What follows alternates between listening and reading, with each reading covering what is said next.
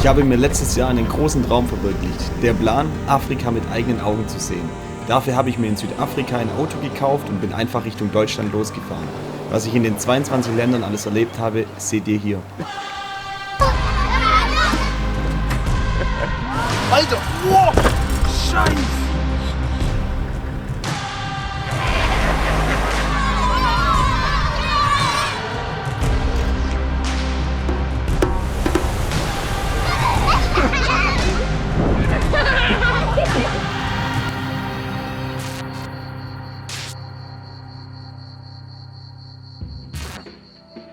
Es ist Tag 259 hier auf dem afrikanischen Kontinent und ich bin gestern erfolgreich nach Mauretanien eingereist. Die Landschaft und die Kultur der Menschen haben sich seit Guinea stark gewandelt.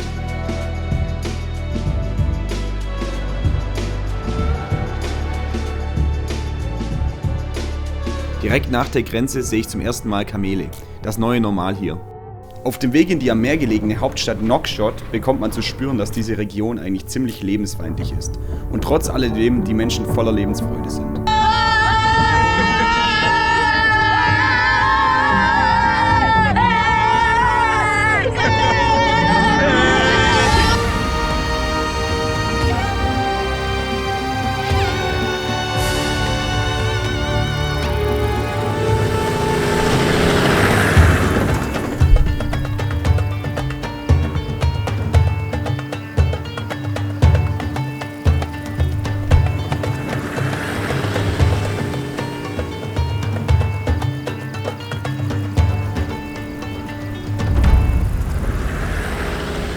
Mein kleiner grüner Kaktus steht draußen am Balkon. Hollari, hollari, hollaro. Kaktusse gibt es hier zwar auch, aber Mauretanien hat noch sehr viel mehr zu bieten. Das Land liegt im Nordwesten Afrikas und umfasst eine Fläche von über 1 Million Quadratkilometer, was fast 3-mal so groß ist wie Deutschland.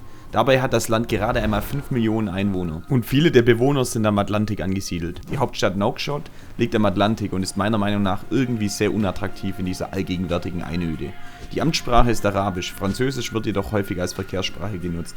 Die Wirtschaft basiert auf Landwirtschaft, Fischerei und Rohstoffen wie Eisen und Gold. Auch hier kommt von diesen Rohstoffen aber bei den meisten Einwohnern nicht viel an, sodass immer noch viele unterhalb der Armutsgrenze leben.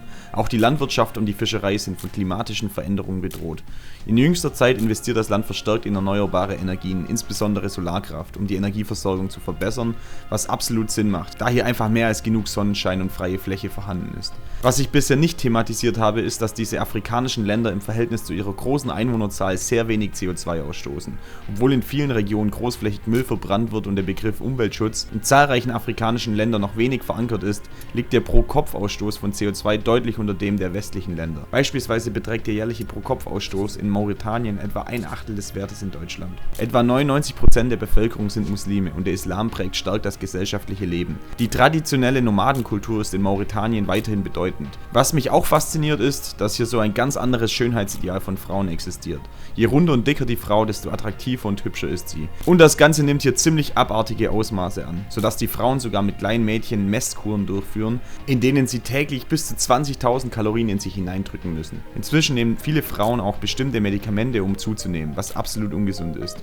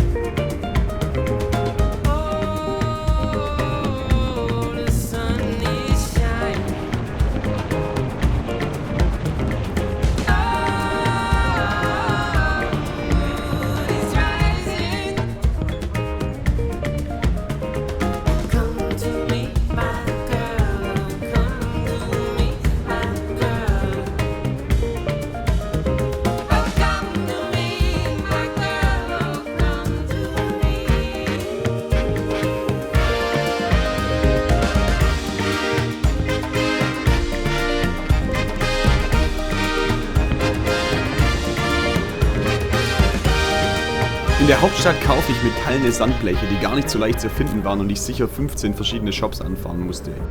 Es kotzt mich schon wieder an, was gerade passiert ist, hey. Meine Karte in so einen Geldautomat gesteckt, der da im Supermarkt drin war. Und was ist passiert? Hat natürlich meine Karte einbehalten, hat sie geschluckt und jetzt weiß ich nicht, was ich machen soll. Ist natürlich ein bisschen dämlich, nur mit einer funktionierenden Karte so eine Reise zu machen. Ich habe eigentlich ehrlich gesagt Glück, dass es nicht schon früher passiert ist, aber heute ist jetzt Samstag. Frühestens werden die das am Montag aufmachen können, den Geldautomat. Ja, jetzt habe ich noch mal ein bisschen Zeit gewonnen, hier ein bisschen die Hauptstadt anzuschauen.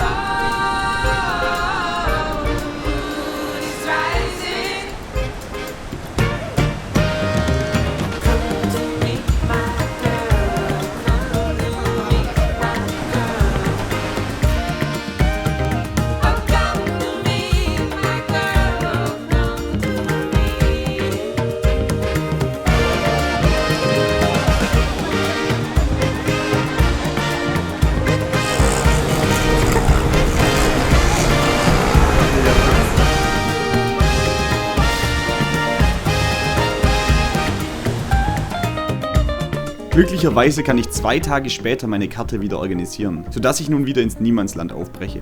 Es geht zuerst eine lange Etappe am Strand entlang, bevor ich dann richtig ins Inland fahre mit dem Ziel, das Auge der Sahara. Es handelt sich um ein natürlich vorkommendes ringförmiges Gebilde, das so riesig ist, dass es sogar mit bloßem Auge aus dem Weltall sichtbar ist und zur Orientierungshilfe von Astronauten dient. Verschiedene Mythen ranken sich um diesen Ort, unter anderem die Vermutung, dass es sich hierbei um die damalige Stadt Atlantis gehandelt haben könnte. Aber bis dahin ist noch ein weiter Weg auf Sand. Also jetzt erstmal Reifendruck ablassen und die Hauptstadt endlich hinter mir lassen. Erwarten mich erstmal 500 Kilometer Offroad-Pist. Ich fahre jetzt gerade zum Strand rüber.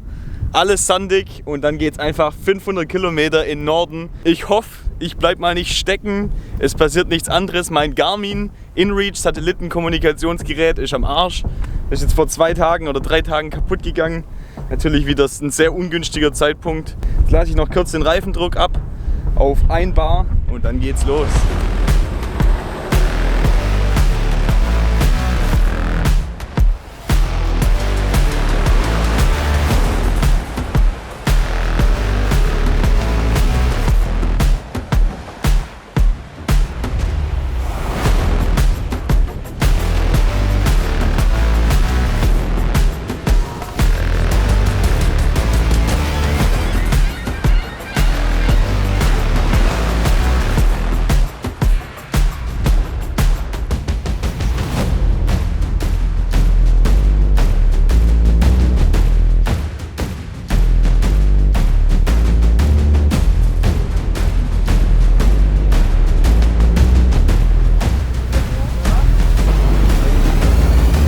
Boah, scheiße, ich stehe hier gerade richtig mies und ich habe gerade echt Angst, das Auto umzuschmeißen. Es war richtig dumm, ich habe vorher nicht geguckt. Ich bin jetzt vielleicht 5 Kilometer weiter von diesem Militär-Checkpoint, wo die mit ihren Waffen hergekommen sind. Durfte weiterfahren jetzt, die dachten, ich gehöre zur Dakar Rally, whatever. Das ist das Einzige, was ich verstanden habe, was die gesagt haben die ganze Zeit. Und jetzt stehe ich hier. Es sieht zwar noch nicht so schief aus, aber wenn du drin sitzt, ist ewig schief.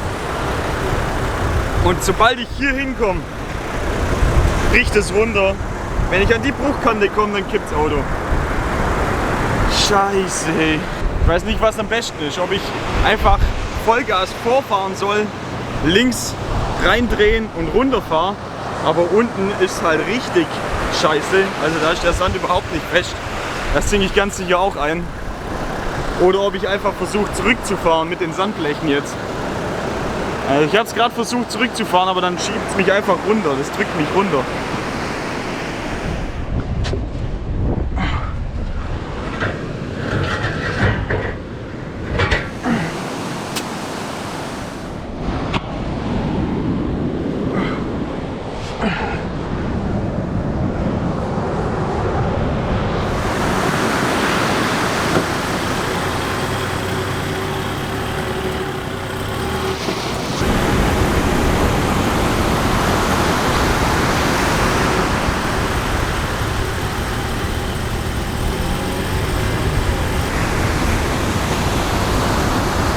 So, jetzt ist der Akku leer gegangen. Hat es wahrscheinlich gerade nicht gefilmt, wo ich runtergefahren bin. Bin gerade echt erleichtert. Es hat geklappt, ohne dass ich das Auto umgeschmissen habe. Ich bin unten und so tief bin ich jetzt hier auch gar nicht eingesunken. Aber hey, hier, richtige Baustelle. So ein Scheiß, ey. Also so auf dem Strand fahren ist echt heimtückisch mit so Sanddünen und so Bruchkanten. Teilweise ist auch die Beschaffenheit von Stelle zu Stelle komplett anders. Plötzlich sinkt man mit allen 4 Reifen ein. Und dann gibt es auch Passagen, wo man denkt, man sinkt ein, aber man sinkt überhaupt nicht ein. Ah, geil. Da hinten kam schon das erste Kamel. Hat wahrscheinlich amüsiert zugeschaut. Falls ich das Auto umgeschmissen hätte, hätte ich direkt aufs Kamel hüpfen können und wieder zurücklaufen. Wo ist denn jetzt hin? Die ersten 20 Kilometer von 500 Kilometern.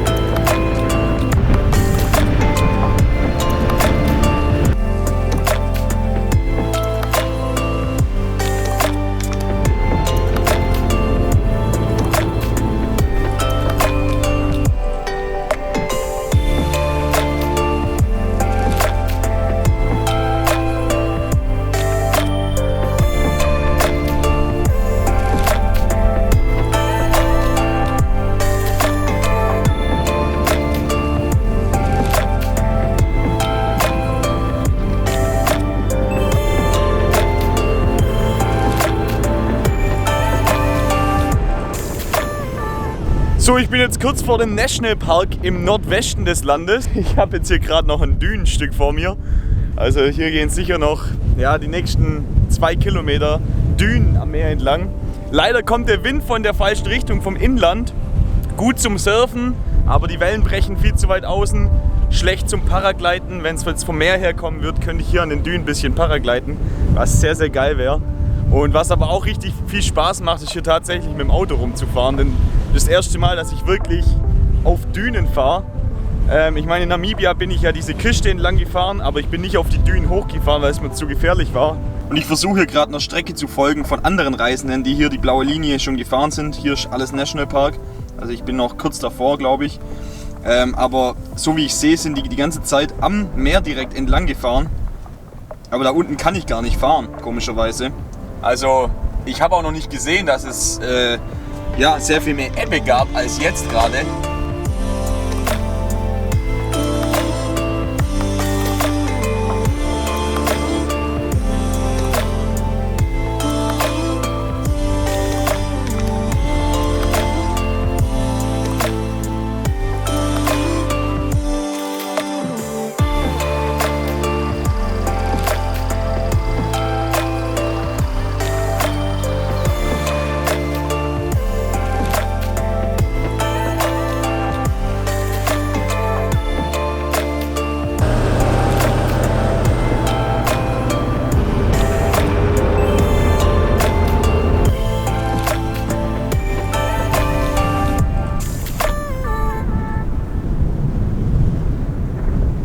Zweiter Tag dieser Offroad-Strecke und ich stecke schon wieder fest. Ich bin heute schon mal ein bisschen festgesteckt, aber kam dann ganz gut raus.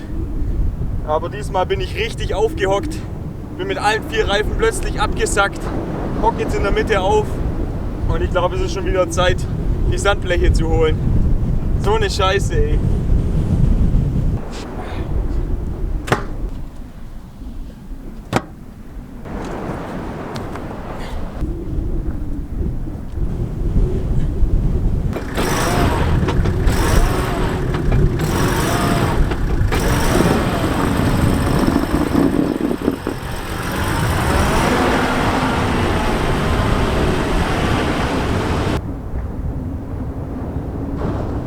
sag's euch, ich weiß nicht, woher die ganzen Mücken kommen, aber die gehen nur auf den Sack. Das ganze Auto, in dem Auto wimmelt von normalen, haushaltsüblichen Mücken, die es bei uns in Deutschland genauso gibt.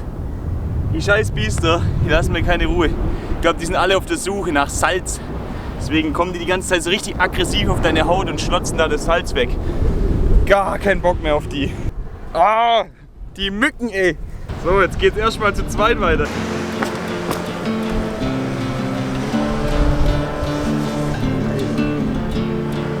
Easy. Jetzt zieht euch mal die Mücken hier rein.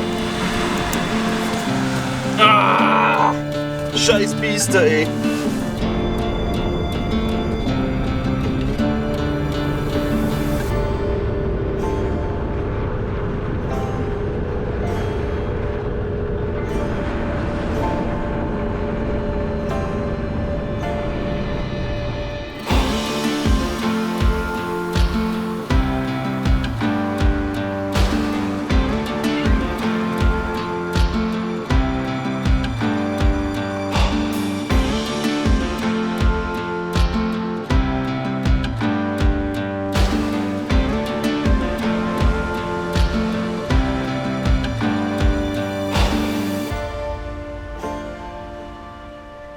Jetzt ist er gerade schon wieder am Feststecken. Jetzt hat es gerade einfach beide Verankerungen gelöst. Also die hat es rausgerissen. Oh, das reißt wieder. Das gibt bestimmt kein gutes Ende.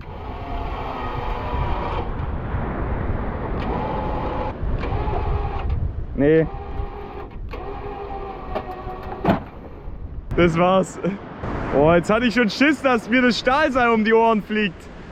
So, neuer Versuch von hinten. Bist du ready? Ready. Au. Das war easy. Geil. Ja, die Seile sind richtig gut, was du da hast.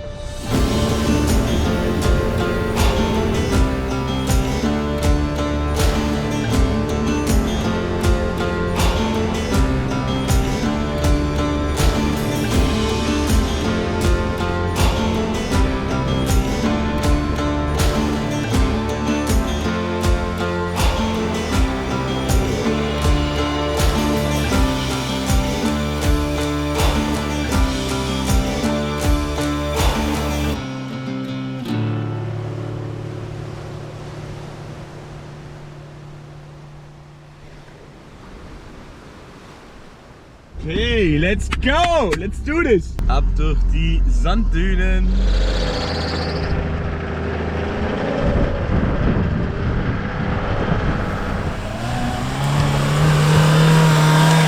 Alter, wow, Scheiße.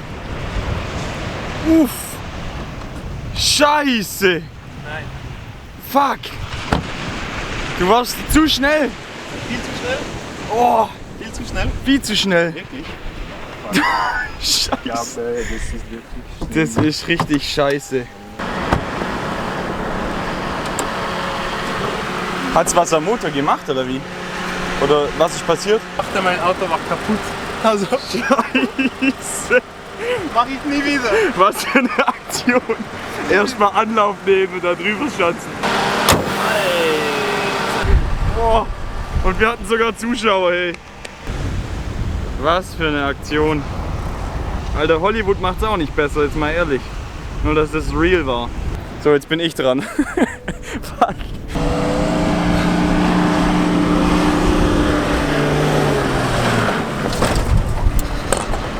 Ja. Oh, Scheiße. Du auch. Wir machen unsere Autos auch kaputt. Genau. Perfekt. So macht man das.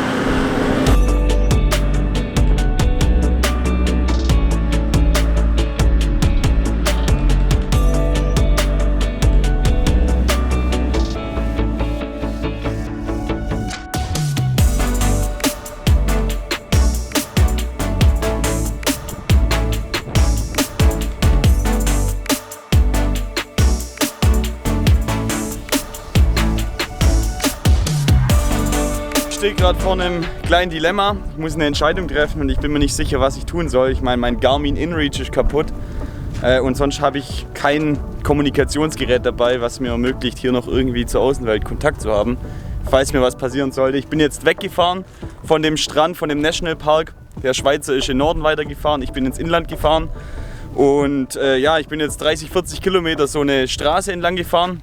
Immer auf den Tracks von anderen Reisenden, die haben das online gepostet und die sind hier schon mal entlang gefahren, haben es aufgezeichnet.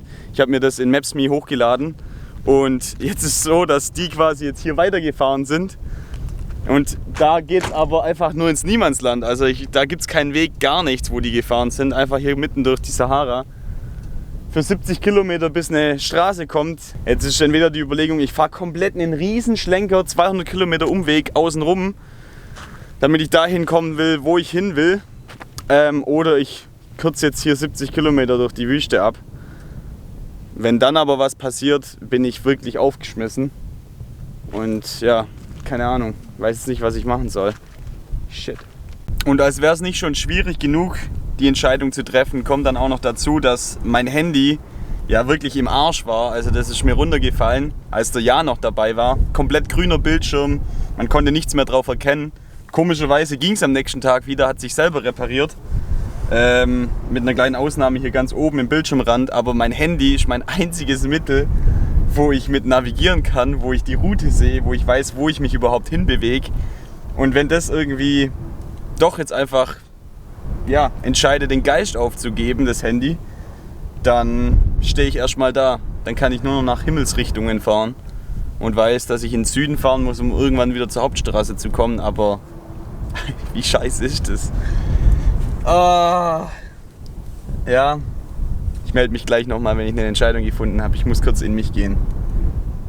Ich glaube, ich habe eine Entscheidung getroffen. Aber ich fahre jetzt nicht hier durch die Pampa. Ich folge jetzt der Straße bis zum Dead End. Und dann sind es nur noch 45 Kilometer durch die Pampa, anstatt hier 70 Kilometer. Ich bin jetzt quasi an so einer Aussichtsplattform, nenne ich es mal, mitten auf so einem ausgetrockneten See. Da vorne ist ein kleines Wasserloch, das heißt, hier unten drunter ist immer noch Wasser.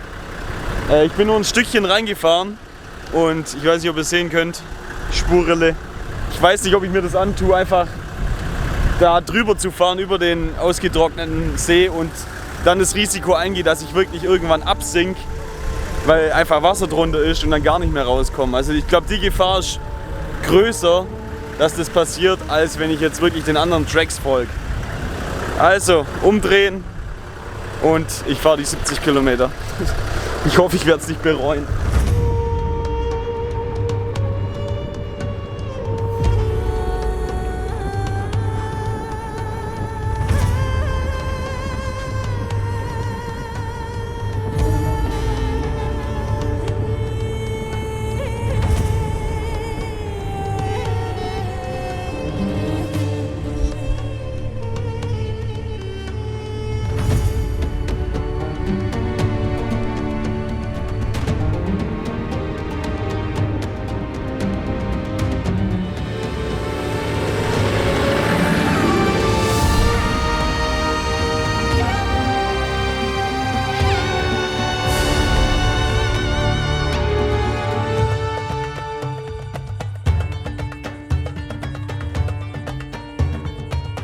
Ich sag's euch ganz ehrlich, ich habe ein ziemlich mulmiges Gefühl bei der Sache, weil hier einfach weit und breit nichts ist.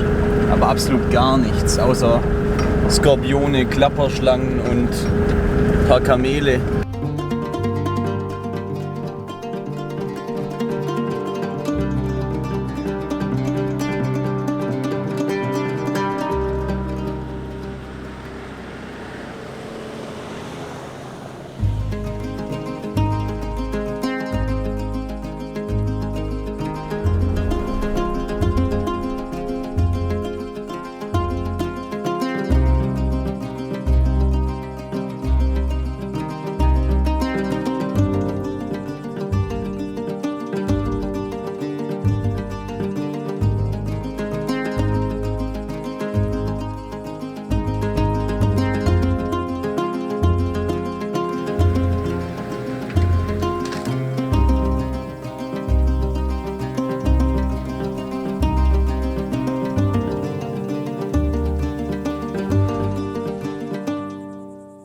Ich bin gerade in so einer unglaublich krassen Gegend. Ich pack's gerade nicht. Ich habe gerade echt Gänsehaut am ganzen Körper. Wow. Ist ja jetzt nur noch geil, das mit jemandem teilen zu können. Dieses Erlebnis, hier mitten in der Wüste zu schlafen. Zwischen Sanddünen. Es ist unglaublich krass, wirklich. Ich bin gerade ziemlich am Eskalieren mit Bilderschießen, Videos machen. Aber jetzt genieße ich einfach nur noch den Sonnenuntergang hier oben der Sanddüne. Krass. Ey, es gibt so verrückte Landschaften auf dieser Welt. Und hier ist nichts. Ich höre kein Geräusch. Ich höre eine leichte Brise Wind. Ich höre ein Summen von irgendeinem Insekt. Und sonst Stille. Und wie die Sonne hier diese Sanddünen anstrahlt, im Hintergrund Bergmassiv und dann einfach dieser strahlenblaue Himmel. Da braucht man keinen Farbfilter mehr, das ist einfach krass. Ich bin gerade echt platt. Echt beeindruckt, ey. Wow. Wegen solchen Momenten reist man.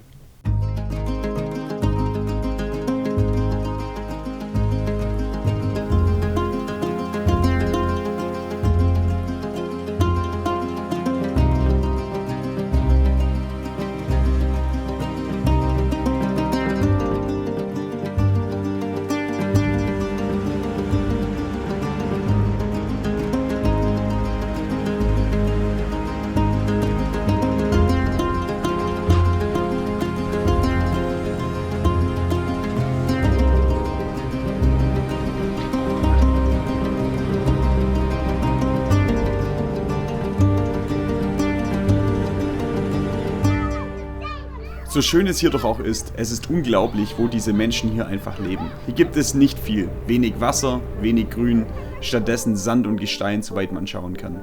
Und hier leben sie mit ihren paar Ziegen. Für mich wahnsinnig beeindruckend zu sehen. Sofort stürmen aus allen möglichen Richtungen Kinder auf mein Auto zu. Anfangs noch cool, eskaliert es relativ schnell, sodass ich mich verdünnisieren muss, da die Kids mich regelrecht bedrängen, gegen mein Auto schlagen und sogar darauf klettern.